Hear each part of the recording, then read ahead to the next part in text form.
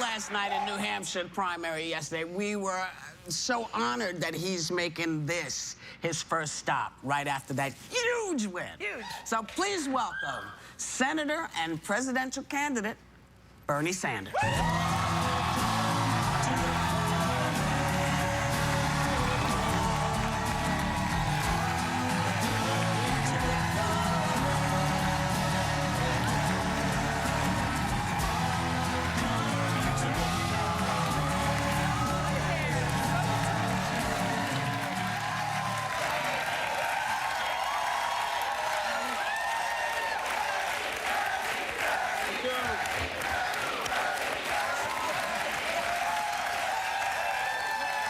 First of all, congratulations on this win last night. I mean, it was quite something. But the whole journey's been quite something. People fainting and you know, they're screaming, they're passing out. I mean, so my question is, it's a wonderful thing that's happened. But how do you keep this momentum?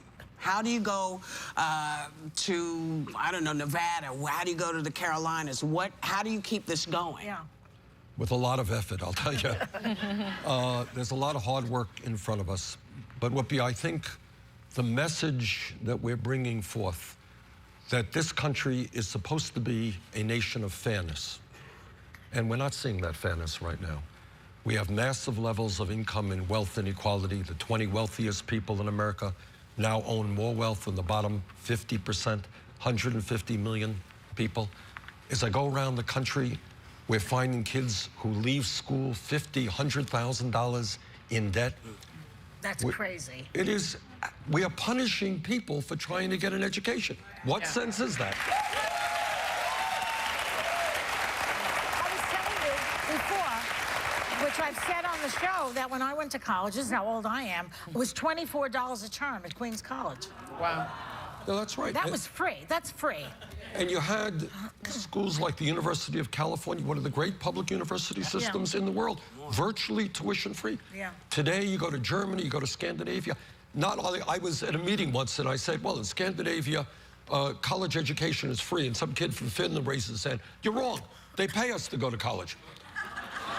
The point being is that countries are investing in their young people. They want the best educated workforce.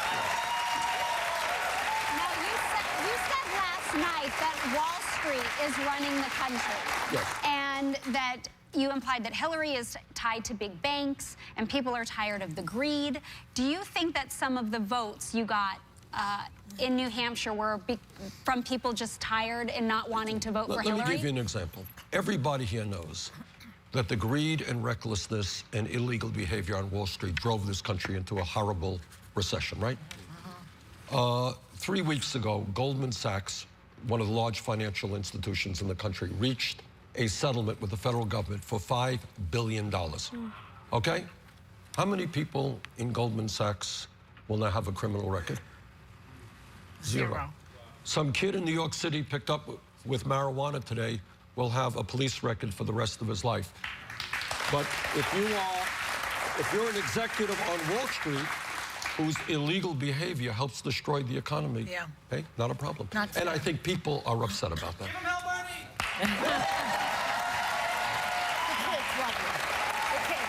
know, Bernie, over the weekend, Bill Clinton... That was a grown man, Joy. That's not a kid. That was a grown man. Well, I can't see. I can't see. He looks normally old to me. Whatever. To me, Bernie's a young man. Anyway, Bern, over the weekend, Bill Clinton, he really had... He went hard on you, I thought. He says that you're hermetically sealed from reality. Trump, in his acceptance victory speech, so-called, he said, you want to give away our country, talking about taxes and things like that. What's your response to all that? My response is that what we have, first of all, I was disappointed in President Clinton. I've known him for 25 years, and I like him and I respect him. And I hope that this campaign does not degenerate into really Well, he's fighting for his wife. Right, I understand that. But nonetheless, let's keep it on the issues, not making personal attacks. But let me say, in terms of Trump, who is, of course, a multi-billionaire, what we have seen in the last 30 years in this country is a massive redistribution of wealth. Problem is, it's gone from the middle class to the top 1/10 of 1%. So what I believe, I believe that when we have 47 million people living in poverty, when you got the highest rate of childhood poverty in America of almost any major country on earth, when you have major corporations making billions of dollars in a given year, paying zero in federal income taxes, you know what? Yeah, I do think that the wealthiest people in this country and the largest corporations should be asked to pay their fair share of taxes.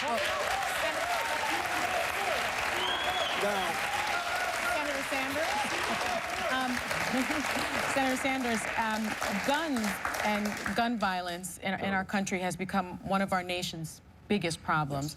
Hillary Clinton has argued repeatedly that you are out of step with what progressive voters feel about gun control. Vermont has some of the most lax gun laws in our country, and you have voted against the Brady bill. You did support allowing riders to bring guns in checked bags onto Amtrak trains. If you become president, what will you do about guns in our nation? Let me just say about Amtrak. Right now, if you wanted to take a gun on an airplane and you checked it, you could do that. So there's nothing, that is not a controversial issue, I think. But here's the view, here's the point. I resent people saying that I am out of touch. In 1988, I ran for the United States Congress from Vermont, okay? The gun people were against me because in 1988, I said I did not think it appropriate that we should be selling assault weapons in this country. I lost that election by 3 points, okay? I have consistently fought for instant background checks because at the end of the day, what we want is to keep guns out of the hands of people who should not have them, people with criminal backgrounds, people who are mentally unstable. I have fought that. I want to work with President Obama to expand that right now. I am strongly supportive of doing away what we call the gun show loophole, which means that you could avoid the instant background check through the internet or a gun show, and you could buy a gun legally without having to go through the instant background check. So I think I am very much in tune with where the American people are in gun safety. I want to just ask you.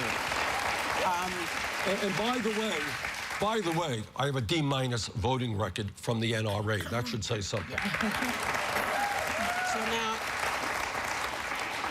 you get elected. You know you're going to be facing House and Senate that is, really going to be, I feel, very obstructionist. I could be wrong. It's possible. How do you feel about the EPA and what's going on in Flint? What do you think we can do to prevent this kind of insanity from happening even everywhere? Because we know there are a lot of states in the union right now that have these problems, but nothing as bad as Flint has. How would you get around these folks saying, "Oh, it's not a big deal"? I think you have one of the great public health crises of our time. Yeah. I have asked for Governor Snyder's resignation, and I didn't say that easily. I didn't make that politically. The irresponsibility there in terms of what the government, state government knew and should have done and did not do is literally beyond comprehension. Yeah. And what I will say to you, Whoopi, also is I think most people know, if that was an affluent white community, I suspect government would have responded somewhat differently. Yes. But it's an unspeakable tragedy because we don't even know. We're not going to know for many, many years what the long-term impact on brain development is for the kids right now. But bottom line is, if the state is not prepared to act, federal government should act absolutely decisively in every respect. I just want to say thank you for being classy with what you do and standing up for people like me of color, sexual orientation, and everything else. But you have your own flavor ice cream just to lighten up the mood a little bit.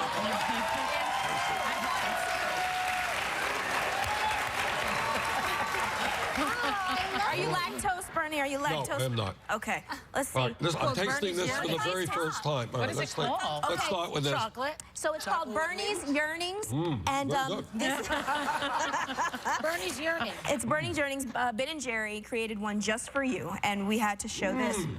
What's the other one? It's really good. This is the first time I tasted it. Did you like it? Excellent. Really good. I'm not just saying that because it's Bernie's yearning. Yeah. It's really good. All right now. So we're going to go and come right back because we got more to talk to the fabulous Bernie Sanders and his wife Jane is here. Hey, Jane!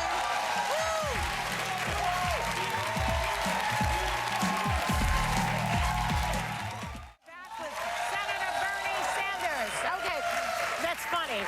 Do you love it? How much do you love that? Yeah, Larry David is great. It's hilarious. Fantastic. He does you really to a T, I think. Yeah. You should see me do him, though. I want to ask you something about Mayor Bloomberg because, he was a very good mayor of New York City. Everybody liked him, and now he's threatening to run for president on the independent ticket. And, what could happen there is that the Democratic votes, a lot of them that would go to you, would go to him. I think it would hurt the Democrats more than the Republicans.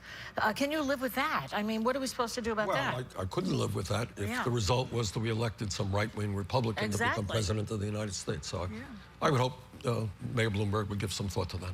Okay. I think he should, too. Well, since this political campaign at times has been a little bit nasty, and since Valentine's Day is right around the corner, I would like for you to say one nice thing, even if it's just one word, about the following people. Uh-oh. This is going to be He can't do it. He's amazing. John Kasich. Old friend. Donald Trump. What can I say? One nice thing. Come on, Bernie. One nice thing. He has nice ties. He has hair. Nice hair? Nice hair. Humble. Hillary Clinton. Intelligent. Yeah. Ted Cruz. Loud. Loud. Loud. Is that nice? Okay, that's it. That's all I want to know. It's over for a little more. I just want to point out that your wife is in the audience with us today. Thank you for coming. I have a question for you, actually, if it's okay. Okay. You have spoken out publicly about Donald Trump, and the Huffington Post just Okay. And the Huffington Post just labeled him a xenophobic and racist. But then you won and he won. What does that say about our country? We have such strong this and then such loving this. What do you say about that? I think they find a commonality in terms of a very surface commonality in terms of people saying what they think and not being part of the inside crowd, just saying whatever is polished and prepared by speechwriters and by pollsters. I think that's the best face I can put on it, considering Valentine's Day is around the corner. Thank you. Except in the victory speeches, Bernie gave a postgraduate speech and Trump gave a kindergarten speech, in my opinion. Well, Senator Sanders.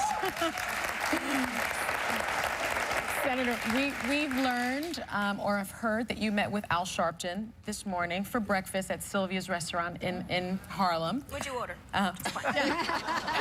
Well, it wasn't much of a breakfast. I only had half a cup of coffee. Half a cup of coffee. Okay, you've got to go back because Sylvia's is a wonderful restaurant. But my understanding is that it's virtually impossible to win the Democratic nomination without the support of the African American and the Latino community. Going into South Carolina, we know that Hillary Clinton certainly is going to be campaigning with Trayvon Martin's mother, with Eric Gardner's mother.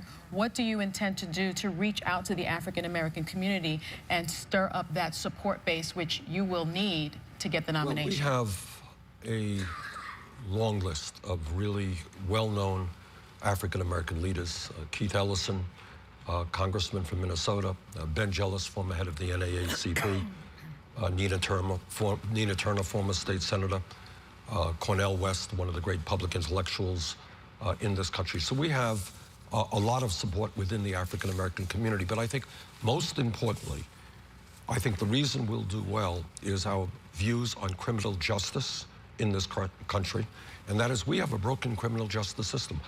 Why should we in America have more people in jail, largely African American and Latino, than any other country on earth? Okay. And I think most Americans, black, white, Latino, whoever, understand that it is not acceptable to see unarmed people being shot by police officers. And as I'm a former mayor, so I know most police officers work hard, doing a very difficult job. But when a police officer breaks the law, like any other public official, that officer must be held accountable. So, and let me just say this. When youth unemployment in the African-American community, kids who are unemployed or underemployed for high school graduates, is 51%. Don't tell me we do not need to invest heavily in the African-American community and create decent-paying jobs. Joining us. And you know, it's funny because last night we saw you celebrating your win by shooting some hoops. Normally, us girls here wear heels, but we decided to celebrate with you coming on the show by playing some basketball. You down for the cause? All right, let's do it.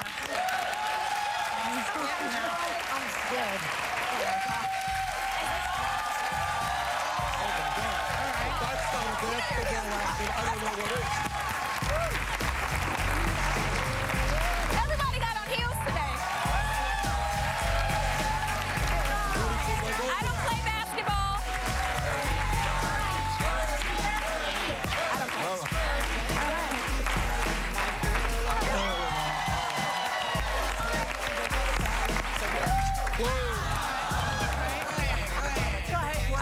No, come on, Whoopi, show the world. Our guest, Bernie Sanders, and his wife, Jane. We'll be right back with more Hot Topics.